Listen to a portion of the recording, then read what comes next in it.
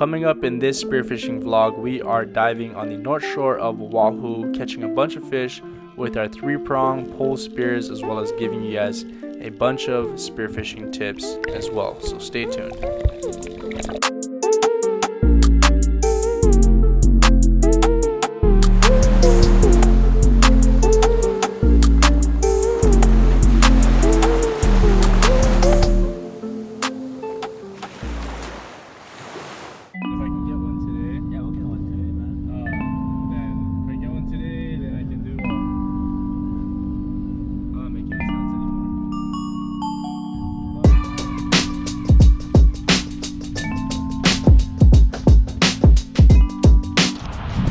Aloha guys, I'm here with Kaimana. It's like right before noon. I left my weight belt at home. My wife had to drive it down and I was about to spend like 70-80 bucks to get a new one, but we're down at the beach now. We're gonna dive, checking out the grounds. Looking nice and clean. Yeah, looks pretty good, huh? Swim out right in the front over here, move to the right. If you want to try that other spot, you can. Yeah. Okay, the sound's high. Okay. It's supposed to be 0 feet today is the forecast. It's been 1 to 2, 2 to 3. Channel. This is actually where we dove from the Jiniga, the Ninui's out here. But yeah, we'll hit that channel. Alright guys, we decided on a spot.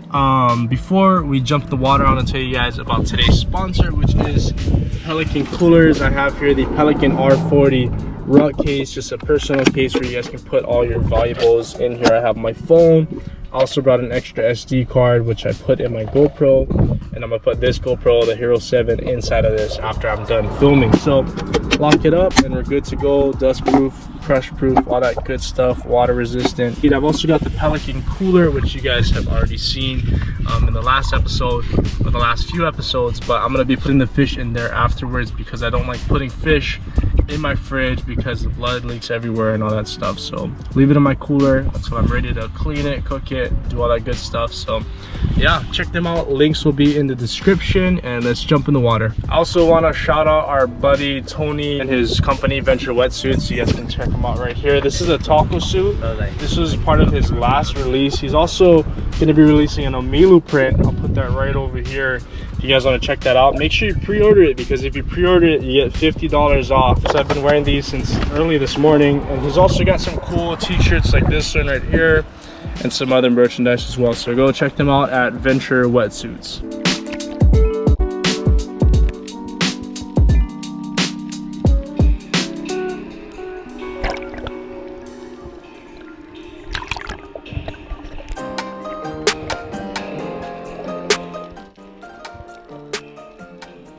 Finally guys, back in the water with another spearfishing episode. I've actually gone on a few dives that were just absolute busts, no fish, pretty much no content I could make around it, dirty water, bad spots. But even this dive, I didn't catch that much fish, but there's a lot of actionable tips in it. Less fish, more tips, as you guys seen in the intro, that you guys can use on your next spearfishing adventure. So I'm going to talk you guys through what I'm seeing. We're actually headed towards this channel on the North Shore in the Mokulia area. If you guys are familiar at all with Haleiwa and Wailua, you guys know exactly what I'm talking about. Strong current swimming upstream. Never dove this spot before, and I've just been targeting maninis, which are these convict tang, awesome fried fish, and that's really the only thing I've seen for 90% of the dive. Took it out right here. You guys will see one good thing you can do with these fish is you can just, after you brain it, just stick the kui through the eyes. Kind of savage, but it helps out because their gills are so small that it's hard to stick it through the mouth and pop it out the gills. Right here, we're getting closer to the channel, which is where we see a lot of fish, a lot of schools of fish. Kamana actually took a drop on these kala, and you'll see me follow suit, which is like a unicorn fish that we like to target here in Hawaii, for those of you guys who aren't familiar. So I took this drop, and really the only fish that I see are the kalas in the distance, and they're not that big, but I'm gonna come across this moana, which is a goatfish. Not the best out of the few species of goatfish that we have, but this one is a really big one. I love eating goatfish. It's one of my favorite fish to try to catch, and you'll see me line it up right here. This is a new spear gun that I got from a buddy in Okinawa. He actually sent it to me at Zero Chromex. You guys can follow him right here. So I take the shot, end up missing. My shaft actually goes underneath this piece of coral reef, and I just grab my 3-prong because I see some fish that I can 3-prong, like some maninis and stuff. So one thing about this new spear gun, it's super sick. I love it. It's awesome design, carbon fiber, but it's longer. It's the longest gun I've ever tried using at 120 centimeters. So I just got to get used to the fine tuning of leading my shots and just having that extra distance on the barrel, and it actually might help me land some of those further shots, like with the moo and those other fish that kind of stay their distance.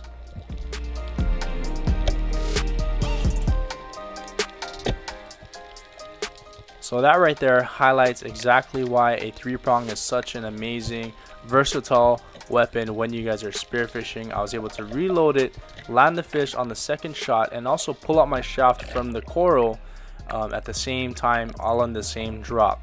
Now if you guys ever have your spear gun stuck, this is exactly what you need to do. If you can pull it out on the other end, is undo your shooting line from your gun, and you're gonna pull it out on the other side. As you guys can see, it's a long shaft because it's 120 centimeters. I was able to unattach it from the gun and pull out the line on one side, and then you're just gonna go ahead and reattach it after that.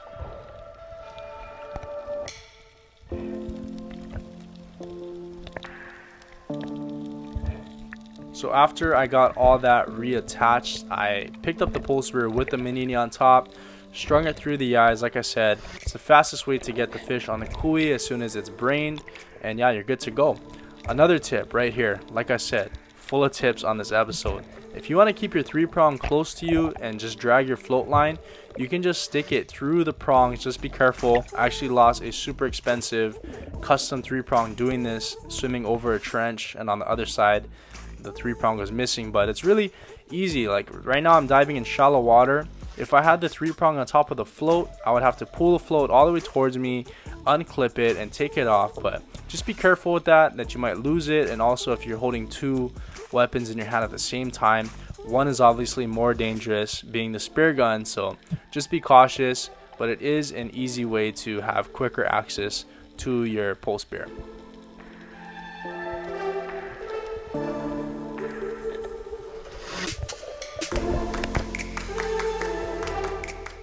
So a few minutes later, we actually swim straight to the ledge, which is this channel, huge channel that runs on the North Shore, Mokalia area.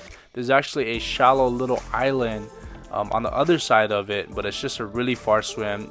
It's easier to go if you're going off a jet ski, boat, kayak. You can swim there, it's just kind of sketchy and dangerous. So we're on the shallower side of the channel, but there's tons of fish in this area, as you guys can see. Lots of big game. I've actually seen some aluas running on this channel. Never did get the chance to shoot one, but it's really awesome. It's just kind of a far swim.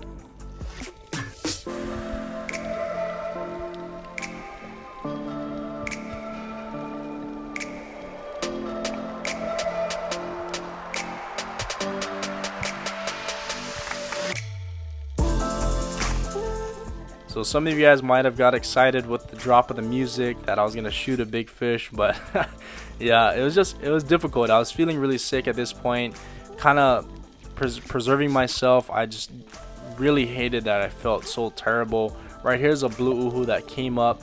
I'm gonna try to take a long shot because this is a longer gun, and I end up missing right here. There was tons of moo on this channel right here in this area, but on the surface they look really big. When you get down in the trenches and in the areas where you're taking the drops, they just didn't look as big. So I didn't want to take any shots. I didn't want to shoot small fish. So instead I just let them go. Maybe next time I see a decent sized one that looks decent when I'm on the bottom, I'll probably take a shot at one and see how big they are when they come up to the surface.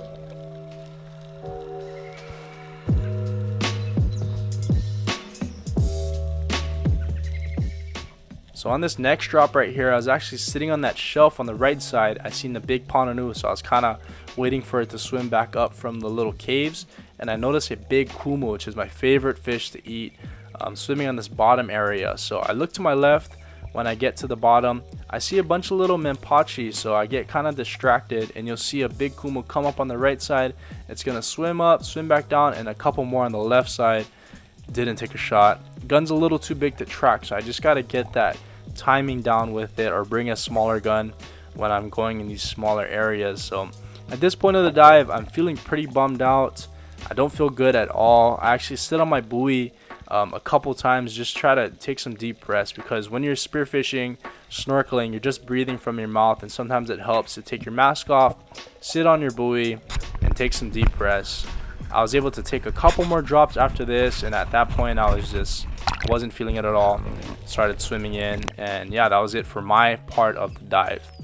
Now this extra bonus, this is why I love diving with Kaimana. He brings his own GoPro. I just give him an SD card and I get all of his footage as well. You guys see those Cory shells, beautiful. Just don't pick them up, because I'm pretty sure they're poisonous, and I think that's illegal too. But yeah, you guys will see his part of the dive right here.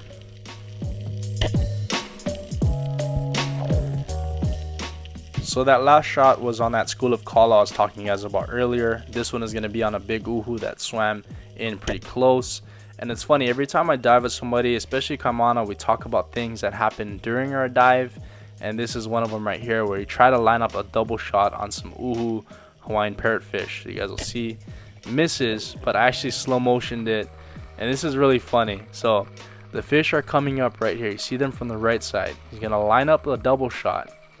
He ends up missing right here, but he hits the Polani. You see it hitting the reef. It's going to swim back up and go back down. And Polanis are good to eat. It's just not a favorite, you know. If you're a beginner at spearfishing, definitely that's something that you can target, and it's really good if you grill it. It's just personal opinion. I like shooting kala more, even if I even go for kala. But yeah, it's a really good fish to eat. We ended up ending up with a Polani anyways, but sometimes that just happens.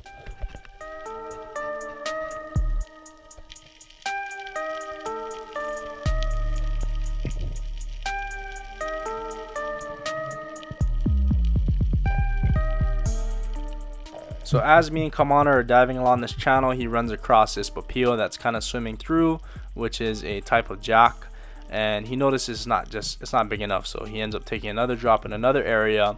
And he was talking to me about the school of Manpachi that he found. So he goes up, switches it out for a Polespear, and just starts going on a little Polespear session. Here he shoots a kole, which is a delicacy here in Hawaii. The orange-eyed tang, I think, is the name of it.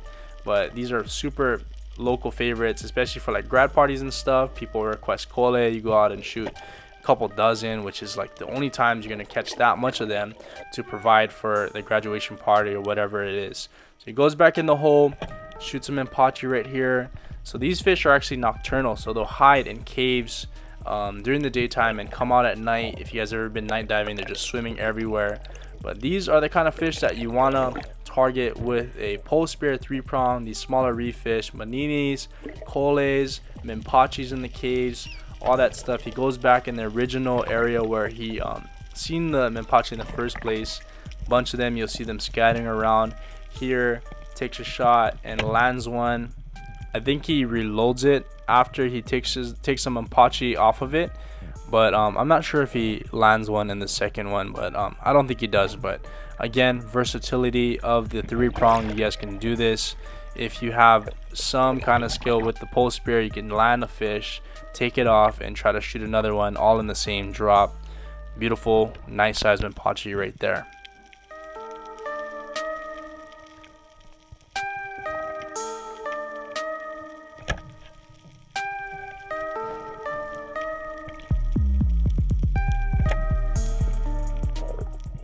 There, Kaimana flexing some Polespear skills.